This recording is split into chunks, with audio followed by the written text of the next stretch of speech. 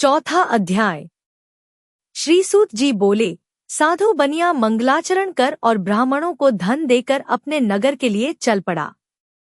साधु के कुछ दूर जाने पर भगवान सत्यनारायण की उसकी सत्यता की परीक्षा के विषय में जिज्ञासा हुई। साधो, तुम्हारी नाव में क्या भरा है? तब धन के मद में चूर दोनों महाजनों ने अवहेलनापूर्वक हंसते हुए कहा, दंडिन, क्यों पूछ रहे हो? क्या कुछ द्रव्य लेने की इच्छा है?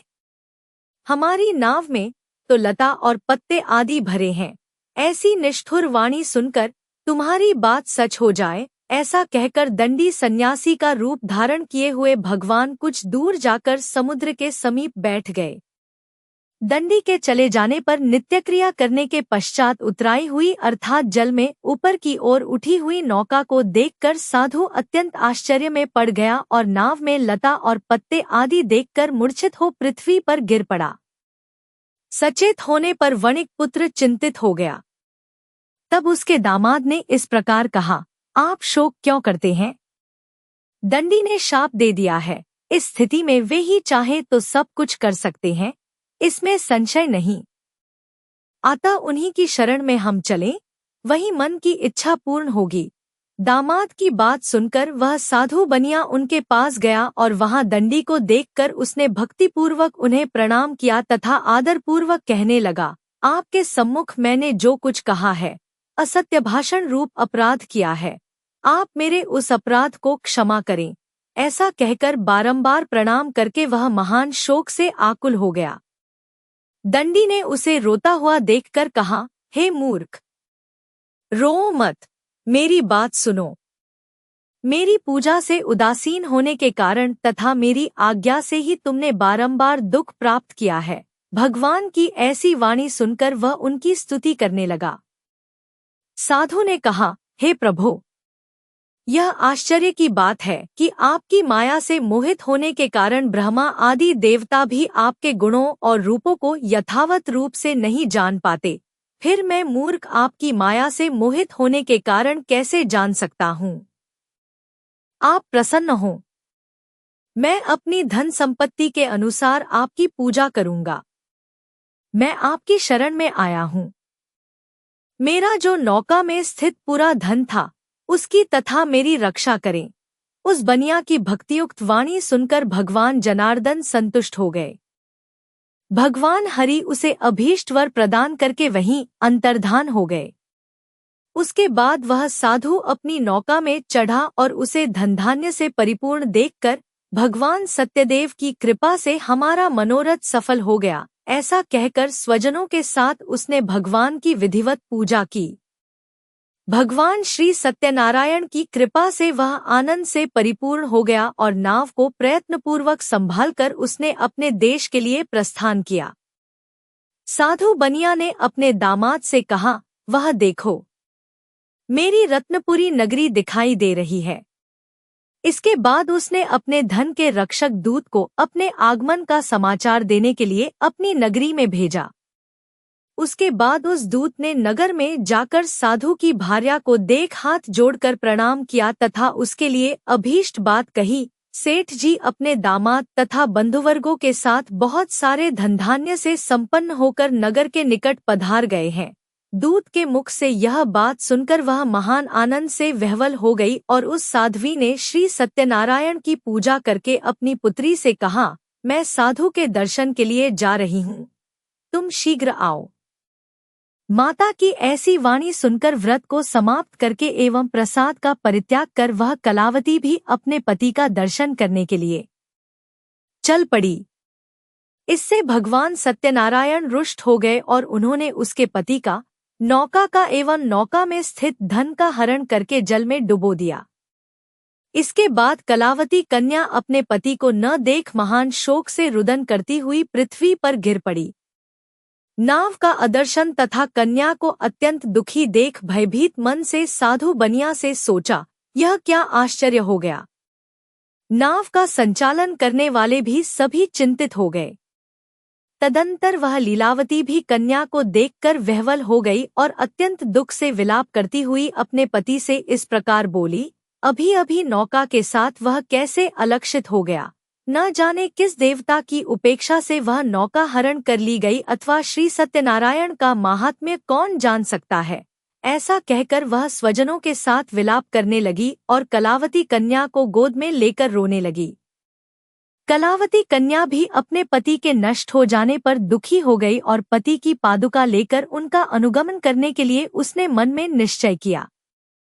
कन्या के इस प्रकार के आचरण को देख भार्यासहित वह धर्मज्ञ साधु बनिया अत्यंत शोक संतप्त हो गया और सोचने लगा, या तो भगवान सत्यनारायण ने यह अपहरण किया है अथवा हम सभी भगवान सत्यदेव की माया से मोहित हो गए हैं। अपनी धन शक्ति के अनुसार मैं भगवान श्री सत्यनारायण की पूजा करूंगा। सभी को बुलाकर इस प्रकार कहकर उसने अपने मन की इच्छा प्रकट की और बारंबार भगवान सत्यदेव को दंडवत प्रणाम किया। इससे दीनों के परिपालक भगवान सत्यदेव प्रसन्न हो गए। भक्तवत्सल भगवान ने कृपापूर्वक कहा, तुम्हारी कन्या प्रसाद छोड़कर अपने पति को देखने चली आई थी।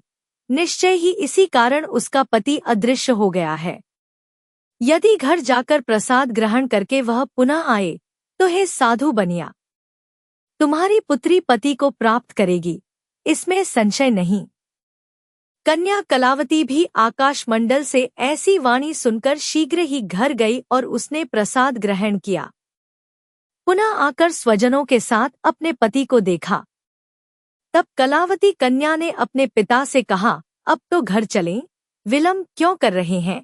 कन्या की वह बात सुनकर वणिक पुत्र संतुष्ट हो गया और विधि विधान से भगवान सत्यनारायण का पूजन करके धन तथा बंधुबांधवों के साथ अपने घर गया।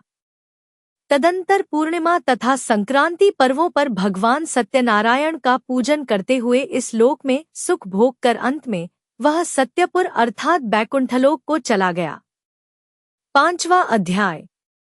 श्री सूत जी बोले, श्रेष्ठ मुनियों, अब इसके बाद मैं दूसरी कथा कहूंगा, आप लोग सुने। अपनी प्रजा का पालन करने में तत्पर तुंगध्वज नामक एक राजा था। उसने सत्यदेव के प्रसाद का परित्याग करके दुख प्राप्त किया।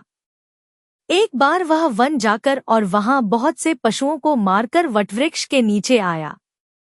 वहां उसने देखा कि गोपगण बंधुबांधवों के साथ संतुष्ट होकर भक्तिपूर्वक भगवान सत्यदेव की पूजा कर रहे हैं। राजा यह देखकर भी अहंकारवश न तो वहां गया और न उसने भगवान सत्यनारायण को प्रणाम ही किया। पूजन के बाद सभी गोपगण भगवान का प्रसाद राजा के समीप रखकर वहां से लौट आए और इच्छानुसार उन सभी ने भगवान का प्रसाद ग्रहण किया। इधर राजा को प्रसाद का परित्याग करने से बहुत दुख प्राप्त हुआ। उसका संपूर्ण धनधान्य एवं सभी 100 पुत्र नष्ट हो गए। राजा ने मन में यह निश्चय किया कि अवश्य ही भगवान सत्यनारायण ने हमारा नाश कर दिया है, इसलिए मुझे वहां जाना चाहिए जहां श्री सत्यनारायण का पूजन हो रहा था। ऐसा मन में निश्चय करके वह राजा गोपगणों के समीप गया और उसने गोपगणों के साथ भक्ति श्रद्धा से युक्त होकर विधिपूर्वक भगवान सत्यदेव की पूजा की। भगवान सत्यदेव की कृपा से वह पुनः धन और पुत्रों से संपन्न हो गया तथा इस लोक में सभी सुखों का उपभोग कर अंत में सत्यपुर वैकुंठलोक को प्राप्त हुआ। श्री सूत जी कहते हैं, जो व्यक्ति इस परम दुर्लभ श्री सत्यनारायण के व्रत को करता है और पुण्य में तथा फल प्रदायिनी भगवान की कथा को भक्तियुक्त होकर सुनता है, उसे भगवान सत्यनारायण की कृपा से धनधान्य आदि की प्राप्ति होती है। दरिद्र धनवान हो जाता है, बंधन में पड़ा हुआ बंधन से मुक्त हो जाता है, डरा हुआ व्यक्ति भय मुक्त हो जाता है। यह सत्य बात है, इसमें संशय नहीं। इस लोक में वह सभी ईप्सित फलों का भोग प्राप्त करके अंत में सत्यपुर अर्थात बैकुंठलोक को जाता है। इस प्रकार मैंने आप लोगों से भगवान सत्यनारायण के व्रत को कहा, जिसे करके मनुष्य सभी दुखों से मुक्त हो जाता है। कलयुग में तो भगवान सत्यदेव की पूजा विशेष फल प्रदान करने वाली है। भगवान विष्णु को ही कुछ लोग काल, कुछ लोग सत्य, कोई ईश और कोई सत्यदेव तथा दूसरे लोग सत्यनारायण नाम से कहेंगे। अनेक रूप धारण करके भगवान सत्यनारायण सभी का मनोरथ सिद्ध करते हैं। कलयुग में सनातन भगवान विष्णु ही सत्यव्रत रूप धारण करके सभी का मनोरथ पूर्ण करने वाले होंगे। हे श्रेष्ठ मुनियों, जो व्यक्ति नित्य भगवान सत्यनारायण की इस व्रत कथा को पढ़ता है या सुनता है, भगवान सत्यनारायण की कृपा से उसके सभी पाप नष्ट हो जाते हैं। हे मुनीश्वरों, पूर्वकाल में जिन लोगों ने भगवान सत्यनारायण का व्रत किया था, उसके अगले जन्म का वृतांत कहता हूँ, आप लोग सुने। महान प्रज्ञा संपन्न सत्यनारायण व्रत करने के प्रभाव से दूसरे जन्म में सुदामा हुए और उस जन्म में भगवान श्री कृष्ण का ध्यान करके उन्होंने मोक्ष प्राप्त किया। लकड़हारा भिल्ल गुहों का राजा हुआ और अगले जन्म में उसने भगवान श्रीराम की सेवा करके मोक्ष प्राप्त किया। महाराज उल्कामुख दूसरे जन्म में राजा दशरथ हुए, जिन्होंने श्री रंगनाथ जी की पूजा करके अंत में वैकुंठ प्राप्त किया। इसी प्रकार धार्मिक और सत्यव्रती साधु पिछले जन्म के सत्यव्रत के प्रभाव से दूसरे जन्म में मोरध्वज नामक राजा हुआ। उसने आरे से चीरकर अपने पुत्र की आधी देह भगवान विष्णु को अर्पित करके मोक्ष प्राप्त किया। महाराजा तुंगध्वज जन्मांतर में स्वयंभुव मनु हुए और भगवत संबंधी संपूर्ण कार्यों का अनुष्ठान करके वैकुंठलोक को प्राप्त हुए। जो गोपगण थे, वे सब जन्मांतर में व्रजमंडल में निवास करने वाले गोप हुए और सभी राक्षसों का संहार करके उन्होंने भी भगवान का शाश्वत धाम गोलोक प्राप्त किया। इस प्रकार श्री स्कंद पुराण के अंतर्गत रेवाखंड में श्री सत्यनारायण व्रत कथा का यह 5वां अध्याय पूर्ण हुआ। यत् कृत्वा सर्वदु खेभ्यो मुक्तो भवति मानव। विशेषत कलियुगे सत्यपूजा फलप्रदा। केचित् कालम दिश्यन्ति सत्यमीशन्तमेवच। सत्यनारायणं केचित् सत्यदेवं तथापरे। नाना रूपधरो भूत्वा सर्वेषामीप्सितप्रद। भविष्यति क्लौ विष्णु सत्यरूपी सनातन। अर्थात सत्यनारायण व्रत का अनुष्ठान करके मनुष्य सभी दुखों से मुक्त हो जाता है। कलिकाल में सत्य की पूजा विशेष रूप से फलदायी होती है। सत्य के अनेक नाम हैं, यथा सत्यनारायण, सत्यदेव। सनातन सत्यरूपी विष्णु भगवान कलियुग में अनेक रूप धारण करके लोगों को मनोवांछित फल देंगे। आपके प्यार और आशीर्वाद के लिए हम दिल से आभार व्यक्त करते हैं। अगर ये कहानी आपके दिल को छू गई हो, तो हमारे चैनल को सब्सक्राइब करें और अपने दोस्तों के साथ इस पवित्र ज्ञान को साझा करें। भगवान आपका मंगल करें।